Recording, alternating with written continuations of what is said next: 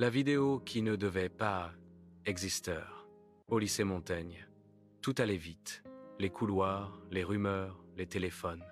Mais rien n'allait aussi vite qu'une vidéo. Adam, 17 ans, n'était ni populaire ni invisible. Juste, normal. Il faisait partie de l'équipe de sport, plaisantait avec ses amis, avait une vie tranquille, jusqu'à ce vendredi après-midi.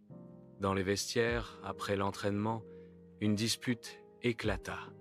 Une remarque, une provocation. Adam, fatigué, répondit trop fort. Les mots dépassèrent la pensée. La colère prit le dessus. Quelqu'un filma.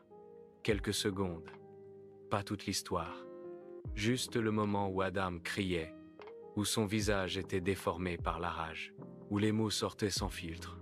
Le soir même, la vidéo circulait.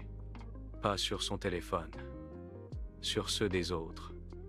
Accompagné d'un titre, le vrai visage d'Adam. Les vues montaient, les commentaires aussi. Il est fou, trop violent, à bannir du lycée. Personne ne demandait ce qui s'était passé avant. Une vidéo ne raconte jamais tout. Le lundi, Adam sentit le changement dès qu'il entra. Les regards, les téléphones discrètement levés, les chuchotements. Certains riaient, d'autres reculaient. Même ses amis semblaient hésiter. « Frère, t'as abusé quand même », il tenta d'expliquer. Personne n'écoutait vraiment. Les professeurs convoquèrent Adam. La direction aussi. La vidéo avait atteint les parents, les réseaux, l'image du lycée. « On ne peut pas ignorer ça », dit le proviseur. Adam baissa la tête. Il ne niait pas. Mais il se sentait réduit à 10 secondes. Chez lui, il ne dormait plus. Il relisait les commentaires. Encore. Chaque mot laissait une trace. Un soir, sa petite sœur entra dans sa chambre. « Pourquoi les gens disent que tu es méchant ?» Cette phrase lui coupa le souffle.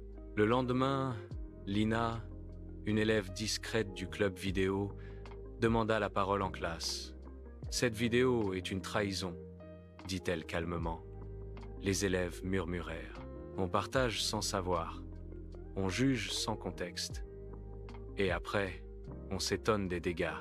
Elle expliqua le montage, les coupures, l'angle choisi, la mise en scène involontaire de la colère. Pour la première fois, quelqu'un parlait pour Adam. La direction décida alors de convoquer tout le monde. Une projection fut organisée.